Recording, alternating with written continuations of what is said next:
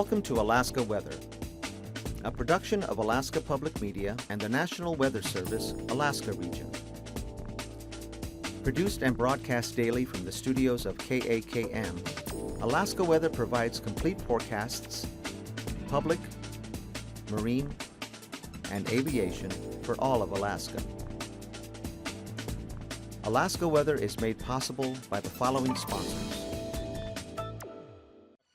Find a living in fisheries. The UAS Fisheries Technology Program offers online study from anywhere in Alaska, plus labs and workshops in many Alaska towns.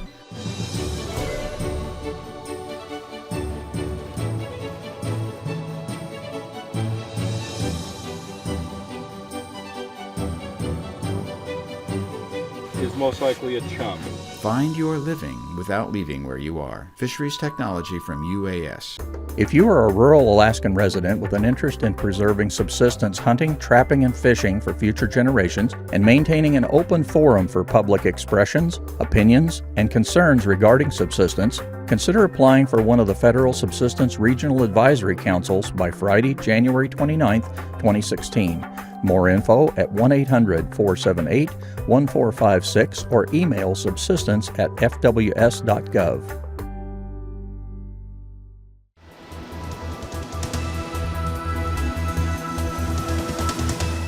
The National Weather Service.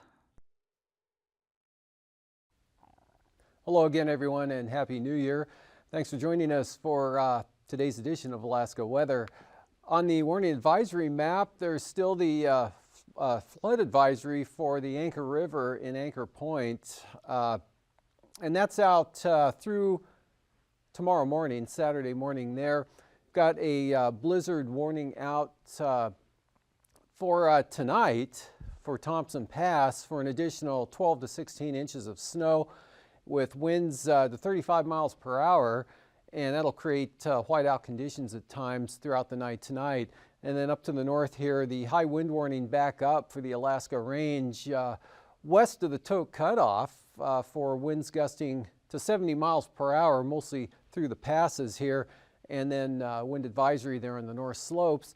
And then we've got a winter weather advisory here over the northern panhandle, specifically the Haines Highway above 500 feet for 3 to 6 inches of snow through Saturday morning, and the heaviest amounts toward the border. So moving on to the satellite imagery here, there's the next storm right through here, pulling northward or pushing the front northward. The center still south of the Alaska Peninsula this afternoon. Front passing Kodiak Island, and the rain and wind increasing and pushing northward to the, up to the coastal areas. And over toward the southeast coast, actually a couple of the old boundary there, linking up with the moisture with this system. And so some periods of rain and gusty winds going on along the southeast coastal areas up to about Yakutat.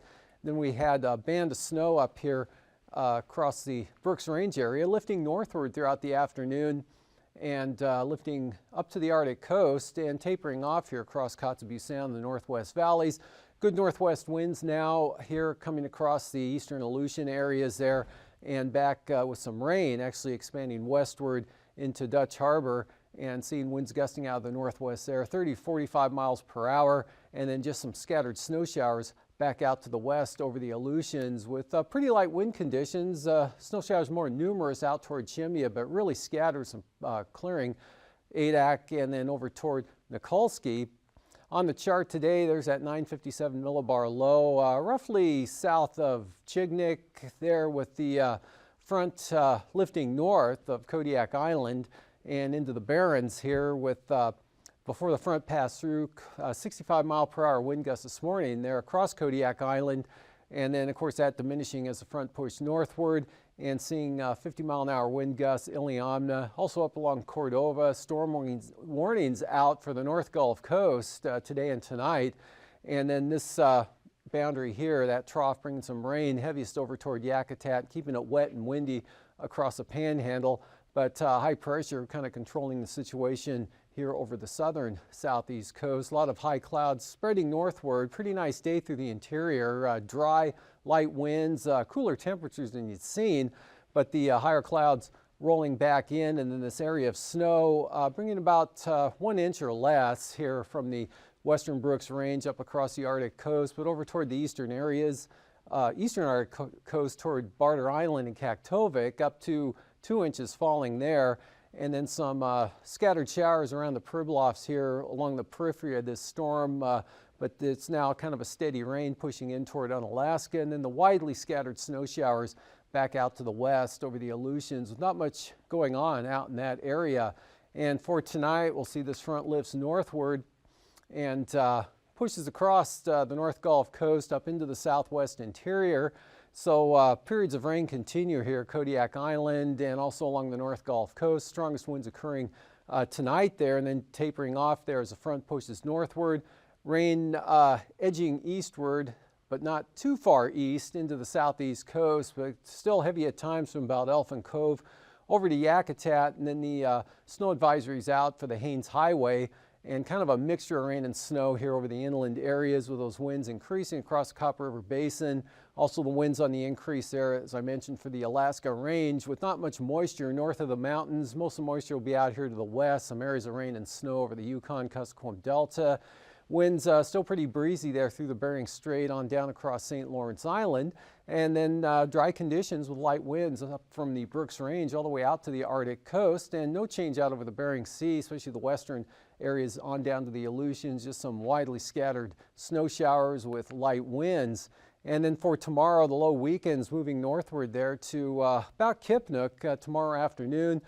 Pretty good gradient here across southern Alaska, so we'll see winds gusting up to 60 miles per hour. The higher elevations here of southern Alaska, maybe a little stronger out over the western Alaska Range, but a lot of showers here across Bristol Bay on up into the southern Kuskokwim Valley, and the front moving northward again, losing a lot of moisture.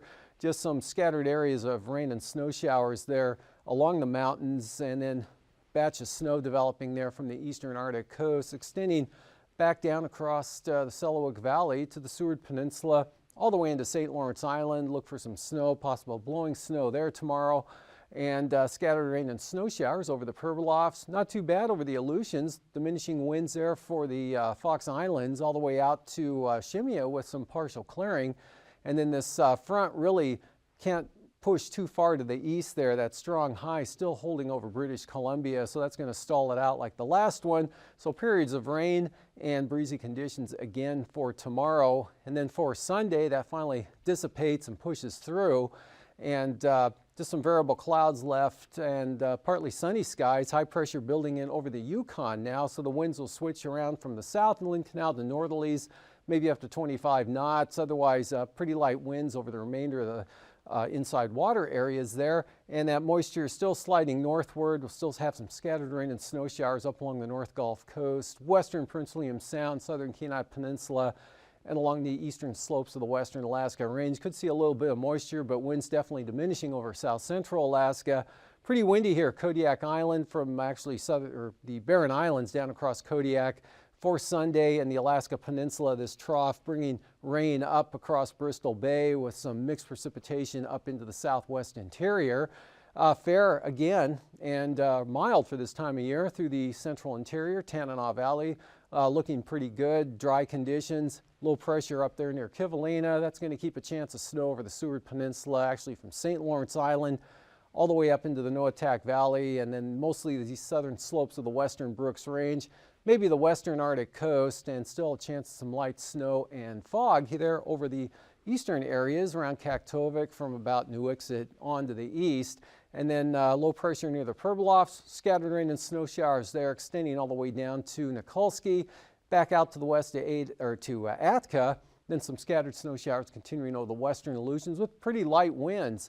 Temperatures across the southeast coast today, upper 30s to mid 40s, 45 there at Kwok, 39 in Juneau, Yakutat and Skagway with 42 at Cordova, just 34 at Valdez.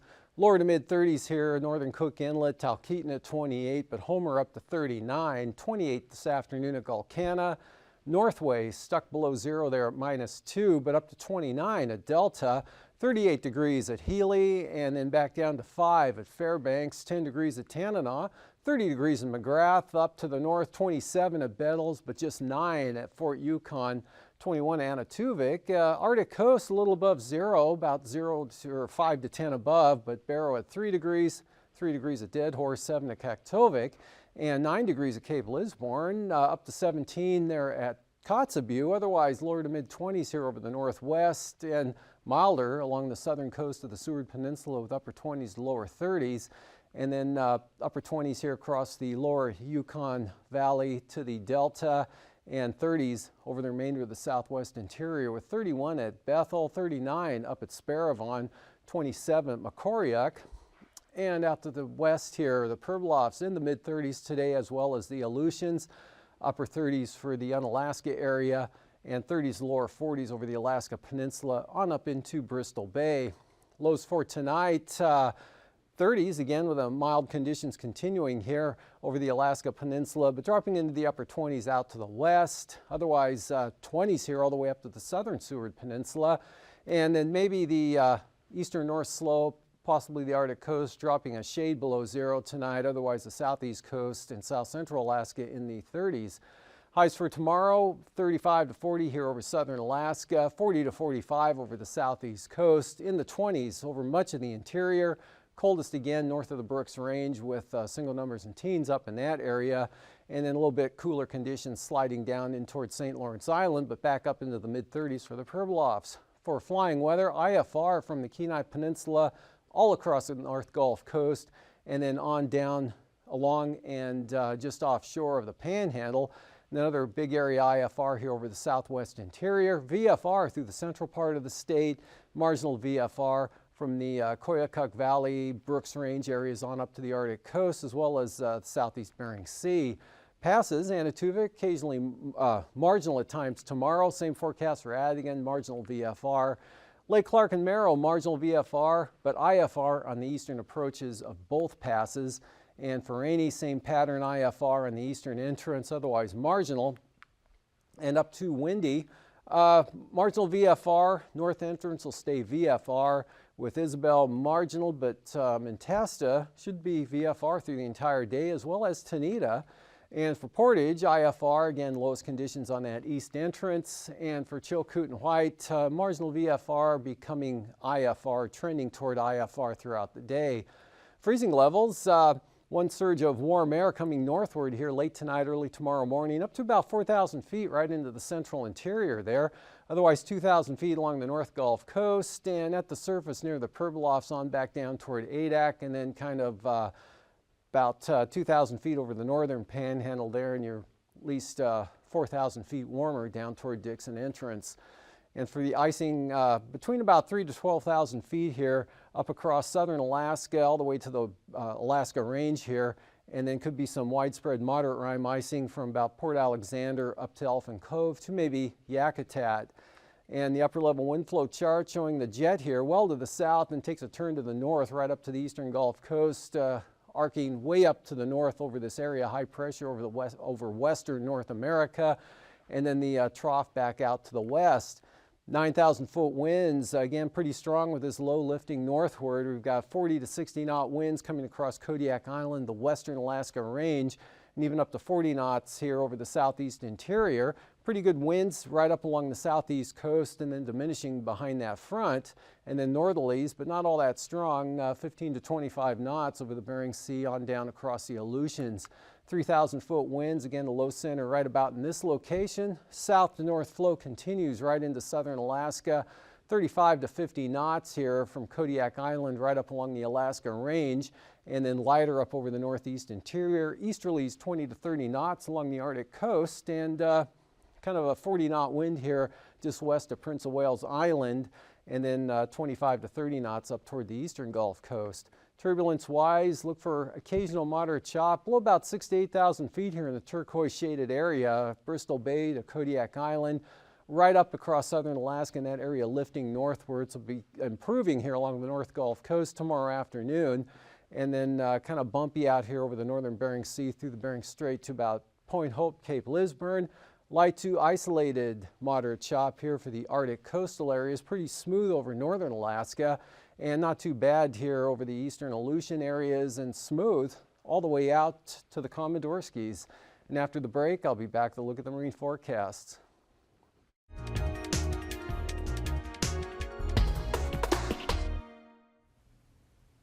Good evening, everybody.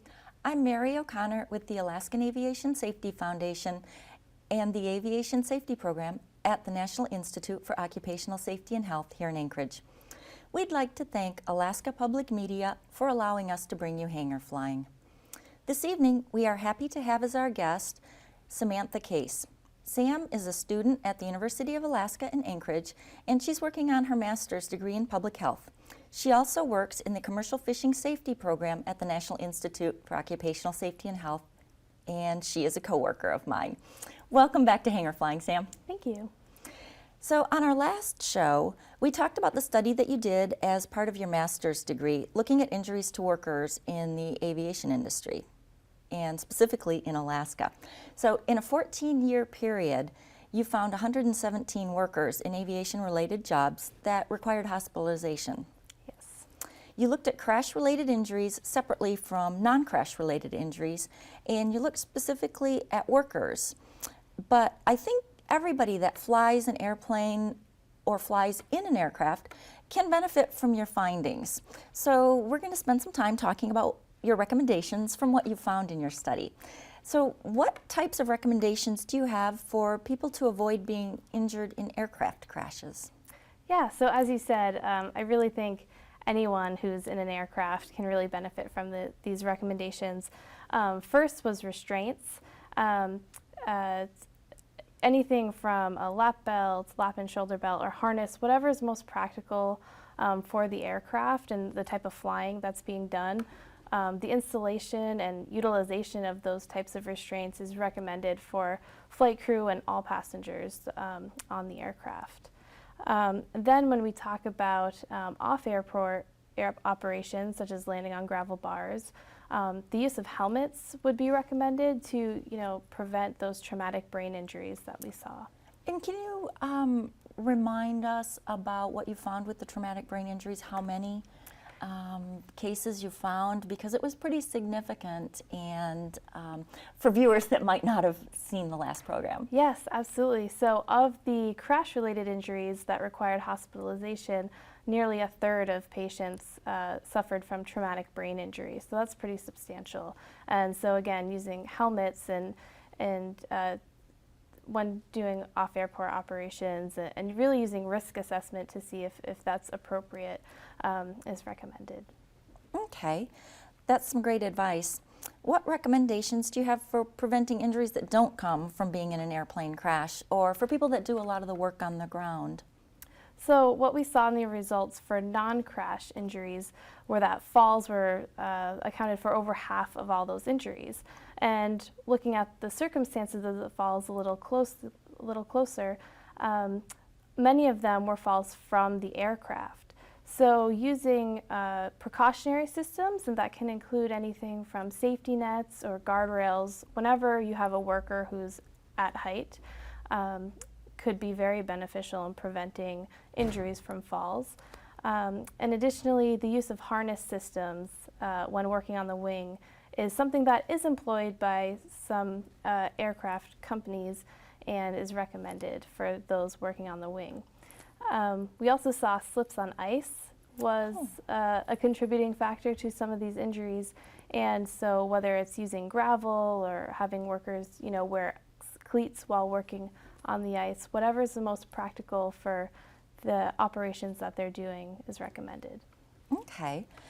A lot of people perform maintenance on their own airplanes, and we load and unload our own airplanes that we don't get paid for it. But these recommendations, especially avoiding slips and trips, can be useful for anybody that's around aircraft, or even participating in outdoor activities. Say people that are working in an area that has ice.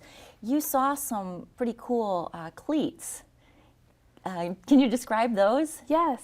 I went to the Occupational Safety Summit here in Alaska. It was back in October. And there is a manufacturer, I don't recall who it is, but they do make this boot strap. It's a midsole cleat. So for those who are working both inside and out and you know, going back and forth frequently, you can turn this strap so that the cleat is then on the top of the boot when you go inside, and very easily turn it back when you go outside to prevent slips on ice. That's a great idea because those cleats can be pretty slick on especially linoleum floors. Absolutely. Well, thank you. I congratulate you on your defending your thesis, and I'm assuming that publication of your study is next. Yes, so graduation is in a few weeks, thank you.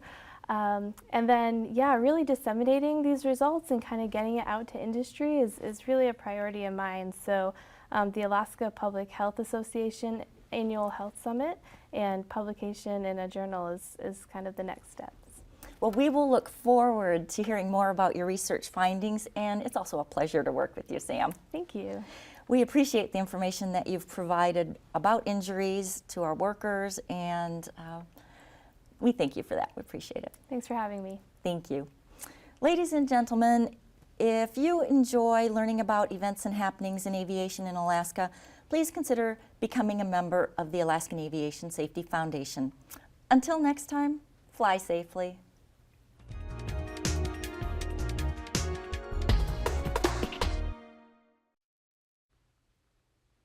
Welcome back. We're looking at today's sea ice analysis. It looks something like this, and over the next 4 or 5 days or so, this portion of the ice pack here will be expanding westward 10 to 20 nautical miles, and that's through Wednesday.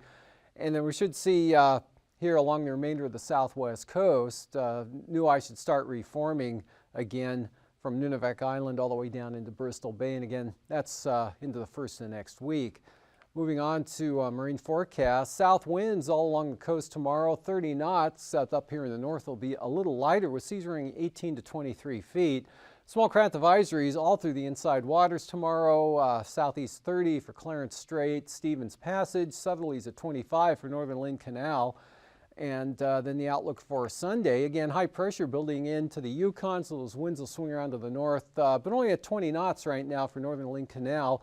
Lighter winds over the central and southern inside waters. Stevens Passage out of the north, but Clarence Strait keeping it southeast at about 20 knots. Southeast winds 20 to 25 for the south coast.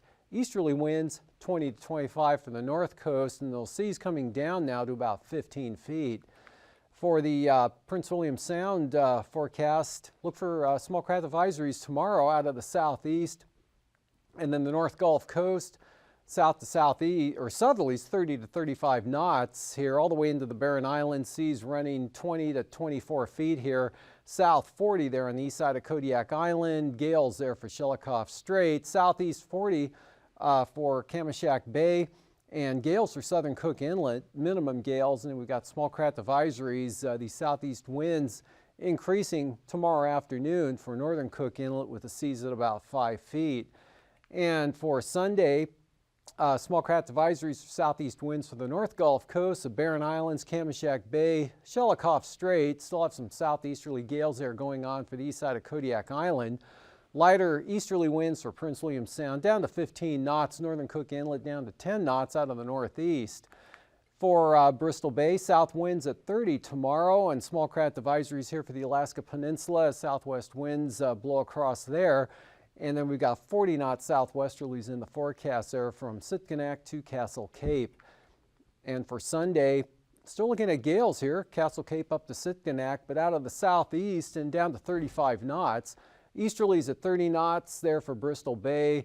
Small craft advisories there for the Bering Sea side of the Alaska Peninsula, or southeast 25. On the Pacific side, easterlies at about 30 knots with seas up to 13 feet.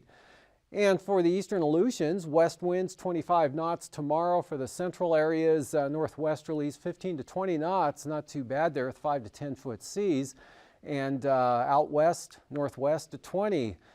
And for Sunday, pretty good wind-wise here, west to northwest, 15 to 20 knots there from the central Aleutians out to Attu. And then for the Fox Islands, here mostly out of the west, 15 to 20 knots, with seas running only 7 to 8 feet. And for the southwest coast, again, south of Nunavut Island, west winds 20 knots blowing into Kuskokwim Bay, northwest 20 for the Pribilofs, And we've got brisk wind advisories there north at 30 for the St. Lawrence Island area, and gales out for the St. Matthew Island marine zone. For the Sunday outlook, again, low pressure kind of pulling back into this location, so light west winds there, barely a breeze for the Pribilofs, and southeast at about 20 along the coast, northeast 25 for St. Lawrence Island, north 20 with 6-foot seas there for St. Matthew Island. And for the eastern Arctic coast tomorrow, brisk wind advisories there over toward Demarcation Point, otherwise east to northeast 15 to 20 for the central coast. Northeast winds on the west side here picking up to 20 knots from Cape Beaufort all the way down to the Bering Strait. And then for Sunday, winds swing around to the west here, 10 to 20 knots there on the eastern Arctic coast, and then 15-knot northeasterlies. Really no change for Sunday for the central coast and the west side here with those brisk wind advisories again continuing from Wales up to Cape Beaufort. And for tonight, this strong storm system crosses the Alaska Peninsula there, so windy, wet conditions across Kodiak Island, and the front pushing northward here for the storm warnings tonight, diminishing after the front moves north, and then this pressing in toward the southeast coast. Quite a gradient here for some pretty good winds tonight, with the heaviest rain up over the northwest part of the panhandle there over toward Yakutat, and the winds increasing again for the Alaskan Range. High wind warning up for later tonight through tomorrow for possible gusts of 70 miles per hour. And then the snow advisory there, or the blizzard warning for Thompson Pass for snow and blowing snow tonight into tomorrow morning. And then moving on to tomorrow, more showers over the southwest, pretty windy across southern Alaska. And then for Sunday, wet conditions here in the southwest. These forecasts are to be used for planning purposes only. Call 1-800-WX-BRIEF for a formal pre-flight briefing. Always file a flight plan before you go flying. The U.S. Coast Guard Auxiliary urges you to leave a float plan with a friend or the harbor master before you go boating. Alaska Weather is made possible by the following sponsors.